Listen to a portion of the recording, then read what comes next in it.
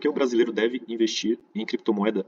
Galera, nesse vídeo aqui estou fazendo ele para esclarecer, né, para deixar claro a importância da criptomoeda, principalmente do Bitcoin, nos dias atuais, principalmente para a gente que é brasileiro, né? No caso, a gente mora em um país emergente, né, subdesenvolvido, e todas as pessoas que moram em países assim mais arriscados, né, igual o Brasil, que tem um histórico, né, de instabilidade política, econômica, vira e mexe, acontece uma série de problemas aqui, escândalos, corrupção envolvendo empresas gigantescas aí como a Petrobras, Vale, enfim, a gente tem que se expor em, a gente tem que buscar se expor também em outros ativos, né, além de somente a nossa moeda, o real, e no caso muita gente também se expõe, acaba investindo, né, em dólar, euro, enfim, comprando ativos lá no exterior.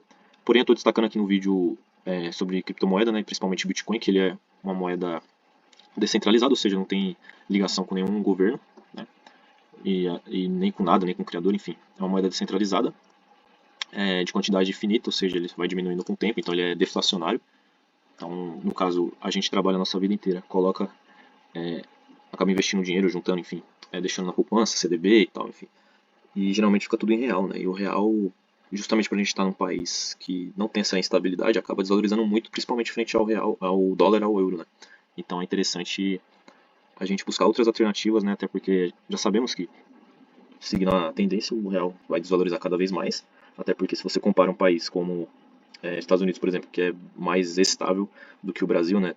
Apesar de ter problemas também, mas é uma moeda infinitamente mais forte. E o real, conforme vai acontecendo vários escândalos, sempre, infelizmente, vai continuar tendo e tal, né? O Brasil tem uma série de problemas graves, economicamente e politicamente falando, acaba desvalorizando a moeda e o nosso esforço ao longo da nossa vida trabalhando, juntando, economizando dinheiro, colocando na poupança, CDB, enfim, acaba perdendo muito o poder de compra, né? Então, para justamente evitar isso, a gente busca ativos, principalmente com essa característica do Bitcoin, que é deflacionário. Então, ele, ao longo do tempo, como vocês podem ver aqui no gráfico, ele valoriza muito, né? Porém, como eu destaco aqui, o lado negativo é que ele é muito volátil, então para quem não tem, está sujeito ali a uma grande volatilidade, né, de você comprar, você investir um dinheiro hoje, por exemplo, na criptomoeda e cair de repente 60% num dia, às vezes o cara não está preparado e acaba vendendo tudo e sai num prejuízo enorme, né? Então tem que ter um destaque melhor para esse ponto. Porém, tem muita gente que usa ao contrário, né, para conseguir fazer mais dinheiro, porque ele consegue, digamos assim, analisar graficamente ali os momentos de maior baixa, né, e acaba fazendo mais dinheiro com swing trade, day trade, enfim. Mas aí já é outro caso. E se tratando aqui do Bitcoin, né, como vocês podem ver, é uma valorização absurda desde que ele foi criado. Já foi meio que testado no tempo, está mais de uma década e ainda tem um valor gigantesco aqui de mais de 200 mil reais, certo? E como eu falei, a quantidade infinita, né, então a cada 4 anos aqui, como vocês podem ver, tem um halving, vai cortando o Bitcoin, vai diminuindo, né, consideravelmente as partes, né, então quem ainda não se posicionou, se posicionar de uma forma cuidadosa, né.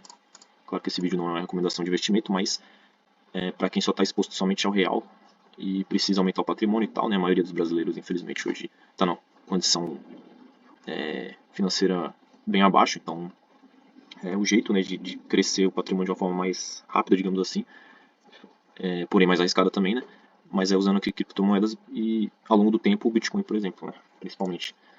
E outro ponto sobre a segurança, né, caso, por exemplo, no Brasil aconteça um fenômeno semelhante da Argentina, da Venezuela, você trabalhou sua vida inteira, juntou R$ 1 milhão e tal, e de repente acontece isso, você perde praticamente tudo que você construiu a sua vida inteira, né? Agora, se você tem uma parte aí, por exemplo, 10, 20% do seu patrimônio exposto em Bitcoin, Ethereum, enfim, você ainda consegue sair do país sem ser bloqueado de alguma forma pelo governo, né? Porque ele não é rastreável se você não deixar em corretores, enfim.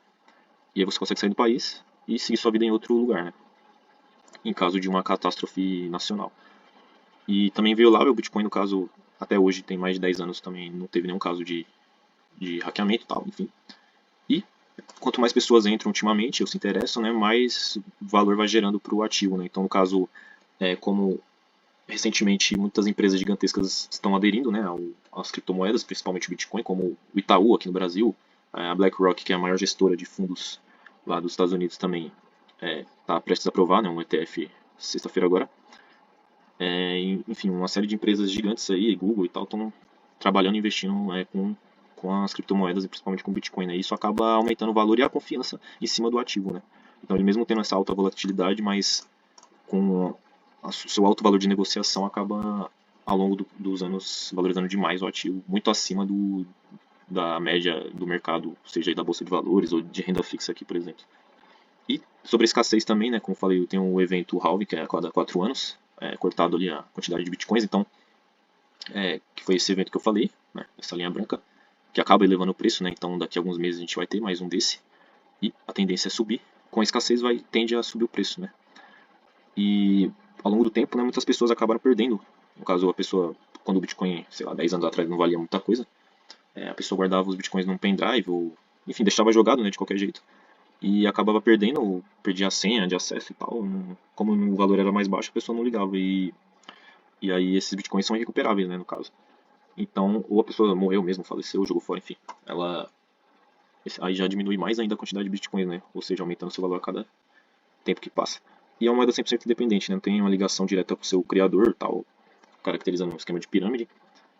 Então, tô fazendo mais esse vídeo para realmente, no caso de quem é brasileiro, quem mora em país subdesenvolvido, em país emergente, que o risco é gigantesco, a moeda principal desvaloriza demais, até mesmo para quem mora em países desenvolvidos também, você ter tudo que você construiu na sua vida exposto numa moeda que é ligada ao governo, sabendo que o governo tem esse histórico, né, de instabilidade, de corrupção e tal, principalmente aqui no Brasil, que isso tem um destaque maior, né? É interessante a gente estar se expondo ao Bitcoin, às criptomoedas, né? E lembrando que são ativos extremamente voláteis, né? Então o risco também é maior com relação à mudança nos preços, né? De você comprar hoje, pode despencar amanhã e tal, mas para quem visa longo prazo, no caso do Bitcoin especificamente, né? Caracterizado aí como um investimento muito interessante também para proteger, como eu falei, o seu patrimônio, para não ficar tudo exposto a um só país, a um só governo, enfim. E você tá com uma moeda que ela não está atrelada a nada, né? Então você tem uma liberdade maior com relação a isso.